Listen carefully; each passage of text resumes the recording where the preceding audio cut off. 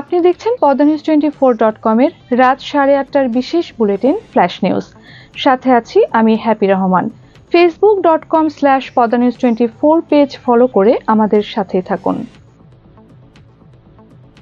ঢাকার উত্তরা মাইলস্টোন কলেজে বাংলাদেশ বিমান বাহিনীর যুদ্ধ বিমান বিধ্বস্ত হয়ে বহু প্রাণহানির ঘটনার আগে ফেসবুকে দেওয়া রহস্যময়ী সতর্কবার্তাটি আলোড়ন তুলেছে।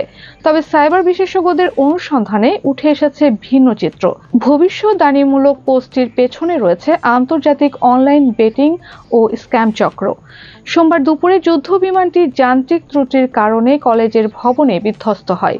এ সময় ভবনে বিপুল সংখ্যক শিক্ষার্থী উপস্থিত থাকায় হতাহতের সংখ্যা বাড়ে। এই দুর্ঘটনার আগে দিন রোববার অ্যানোনিমাস মেইন ফেসবুক পেজে সতর্কমূলক পোস্ট দেয়। লেখা ছিল, একটি স্কুল ভবন ধসে পড়তে যাচ্ছে, যার ফলে বহু শিশু প্রাণ হারাবে। সোমবার দুর্ঘটনা ঘটার পর আরেকটি পোস্টে বলা হয়, আগে ভাগেই সতর্কবার্তা পাঠায়, কিন্তু সেগুলো গুরুত্ব পায় না। ভাইরাল হওয়া পোস্ট দুটি সাধারণ মানুষের মধ্যে আতঙ্ক সৃষ্টি করে। অনেকেই ভাবতে শুরু করেন পেজটি কোনো অ্যানোনিমাস হ্যাকার সংগঠনের অংশ কিনা, বা সত্যিই তারা ভবিষ্যতের ঘটনা জানতে পারে। বাংলাদেশের সাইবার নিরাপত্তা বিশেষজ্ঞ প্লোফ্লাই আইটির ফাউন্ডার আব্দুল্লাহ আল ইমরান নিশ্চিত করেন, ফেসবুক পেজটি মূলত অনলাইন বেটিং ও স্ক্যামিং কার্যক্রমের অংশ হিসেবে গড়ে তোলা হয়েছিল। দলীয় প্রধানমন্ত্রীর পদে থাকতে পারবেন না বলে রাজনৈতিক দলগুলোকে জানিয়েছে জাতীয় ঐকমত্য কমিশন। তবে এই সিদ্ধান্তে জাতীয় সনদে কোনো দল চাইলে নোট অব ডিসেন্ট দিতে পারবে। মঙ্গলবার জাতীয় ঐকমত্য কমিশনের সঙ্গে রাজনৈতিক দলগুলোর আলোচনার শুরুতে এমনটাই জানান সহ সভাপতি অধ্যাপক আলী রিয়াজ। বলেন, প্রধানমন্ত্রী পদে দলীয় প্রধান থাকতে পারবেন না বলে অধিকাংশ দল একমত হয়েছে। কিছু দল এ বিষয়ে ভিন্ন মত ব্যক্ত করেন। প্রস্তাবটি নিয়ে একাধিক দিন সংলাপ আলোচনা হয়, যেখানে বিএনপি সহ তার সমমনা দল একই ব্যক্তিকে দলীয় প্রধান, প্রধানমন্ত্রী এবং সংসদ নেতা করার পক্ষে মত দেয়। আর জামাত সহ অধিকাংশ দল দলীয় প্রধানকে প্রধানমন্ত্রী করার বিপক্ষে মত দেন। ঢাকার উত্তরায় মাইলস্টোন স্কুল অ্যান্ড কলেজে বিমান বিধ্বস্তের ঘটনায় মৃতের সংখ্যা বেড়ে দাঁড়িয়েছে 31। নিহতদের মধ্যে একজন পাইলট ও শিক্ষিকা বাদে বাকি সবাই শিক্ষার্থী। 20 জনের মরদেহ স্বজনদের কাছে হস্তান্তর করা হয়েছে। মঙ্গলবার ব্রিফিংয়ে এই তথ্য জানান প্রধান উপদেষ্টার বিশেষ সহকারী ডাক্তার সাইদুর রহমান। সোমবার দুপুরে শিক্ষা প্রতিষ্ঠানটির ভবনের উপর বিমান বাহিনীর যুদ্ধ বিমান F-7BJI আছড়ে পড়ে আগুন ধরে যায়। এ দুর্ঘটনায় রাষ্ট্রীয় শোক পালন করা হয়। দেশের সকল সরকারি, আধা সরকারি, স্বায়ত্তশাসিত প্রতিষ্ঠান, শিক্ষা প্রতিষ্ঠানে জাতীয় পতাকা অর্ধনমিত করা হয়। একই সঙ্গে আহত ও নিহতদের জন্য দেশের সকল ধর্মীয় উপাসনালয়ে বিশেষ প্রার্থনা অনুষ্ঠিত হয়েছে। যুদ্ধ বিমান বিধ্বস্তে আহতদের উন্নত চিকিৎসা দেওয়ার লক্ষ্যে রাতে ঢাকায় এসে পৌঁছাবে সিঙ্গাপুরের চিকিৎসক দল। মঙ্গলবার রাতে তাদের পৌঁছানোর কথা রয়েছে। স্বাস্থ্য অধিদপ্তরের মহাপরিচালক অধ্যাপক ডক্টর আবু জাফর সংবাদ মাধ্যমকে এ কথা জানিয়েছেন। বলেন, স্কুলের আহতদের উন্নত চিকিৎসার জন্য সিঙ্গাপুরের চিকিৎসকদের সাথে যোগাযোগ করা হয়। তাদের প্রথম দলটি আসছে। তারা বিভিন্ন হাসপাতালে আহতদের পর্যবেক্ষণ করবেন এবং সিদ্ধান্ত দেবেন কতজনের উন্নত চিকিৎসার প্রয়োজন হবে।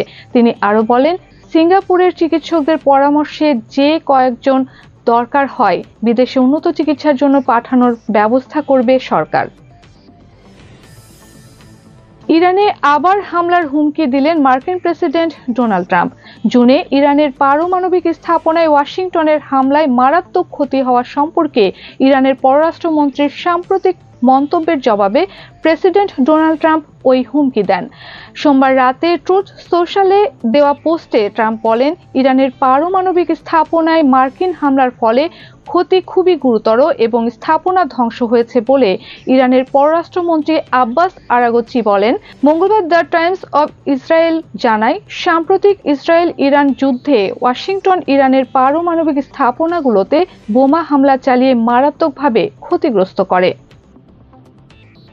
আইন উপদেষ্টা আসিফ নজরুল বলেন, শিক্ষার্থীদের ৬ দফা দাবি প্রত্যেকটা যৌক্তিক। তাদের দাবির সঙ্গে সরকার একমত। সবগুলো দাবি পূরণ করবে সরকার। যে বাহিনী থেকে খারাপ ব্যবহার করা হয়েছে তাদের বিরুদ্ধে সরকার ব্যবস্থা নেবে। মাইলস্টোন স্কুলে কন্ট্রোল রুম বসানো হবে, সেখান থেকে ঘন্টায় ঘন্টায় সবশেষ তথ্য দেয়া হবে। ঢাকার উত্তরায় milestone school and college campus মঙ্গলবার সকালে আইন উপদেষ্টা আসিফ নজরুল এবং শিক্ষা উপদেষ্টা CR আবরার পরিদর্শনে যান। কলেজ থেকে বের হতে গেলে শিক্ষার্থীরা তাদের ঘিরে বিক্ষোভ করেন। এ সময় তারা ৫ থেকে ৭ জন শিক্ষার্থী প্রতিনিধিদের সঙ্গে আলোচনায় বসেন। তাদের সঙ্গে ছিলেন প্রধান উপদেষ্টার প্রেস সচিব শফিকুল আলম। ঢাকার উত্তরায় মাইলস্টোন স্কুল অ্যান্ড কলেজে বিমান বিধ্বস্তের ঘটনায় একের পর এক মর্মান্তিক বিষয় উঠে আসছে।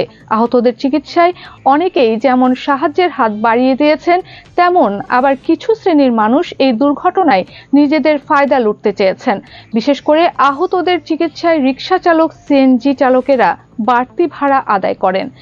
বিষয়টি নিয়ে সামাজিক যোগাযোগ মাধ্যমে ক্ষোভ প্রকাশ করেছেন তরুণ প্রজন্মের অভিনয় শিল্পী ও গায়িকা পারসা মাহজাবিন পূর্ণি। মঙ্গলবার মধ্যরাতে ফেসবুকে লিখেন, রিকশাওয়ালা 30 টাকার ভাড়া চেয়ে বসল 100 টাকা। CNG 2 মিনিটে চাইতে লাগলো 1000 টাকা। প্রাইভেট কারের রক্তাক্ত বাচ্চাগুলোকে দেখেও না দেখার প্রাইভেট কার রক্তাক্ত বাচ্চাগুলোকে দেখেও এড়িয়ে চলে গেল নির্দ্বিধায়। তাহলে এমন ঘটনা কি শুধুই রাষ্ট্রীয় অবব্যবস্থার? এটা তো বরং এ সমাজের বিবেকহীনতার নগ্ন উদাহরণ। নৈতিকতা শূন্য মেরুদণ্ডহীন সমাজের অসুস্থ প্রতিচ্ছবি। গুরুত্বপূর্ণ সব সংবাদ জানতে পদ্মানিউজ24.com এর বিশেষ বুলেটিন ফ্ল্যাশ নিউজ দেখবেন প্রতিদিন রাত 8:30টায়। ফ্ল্যাশ নিউজ দেখতে ফেসবুকে আমাদের ফলো করুন facebook.com/পদ্মানিউজ24 আর ইউটিউবে সাবস্ক্রাইব করুন youtube.com/@পদ্মানিউজ24 চ্যানেলটি। নিয়মিত দেশ বিদেশের আপডেট সব সংবাদ জানতে ভিজিট করুন মাল্টিমিডিয়া নিউজ পোর্টাল পদ্মানিউজ24.com। পরবর্তী ফ্ল্যাশ নিউজ দেখার আমন্ত্রণ জানিয়ে বিদায় নিচ্ছি আমি হ্যাপি রহমান। ভালো থাকুন, সুস্থ থাকুন।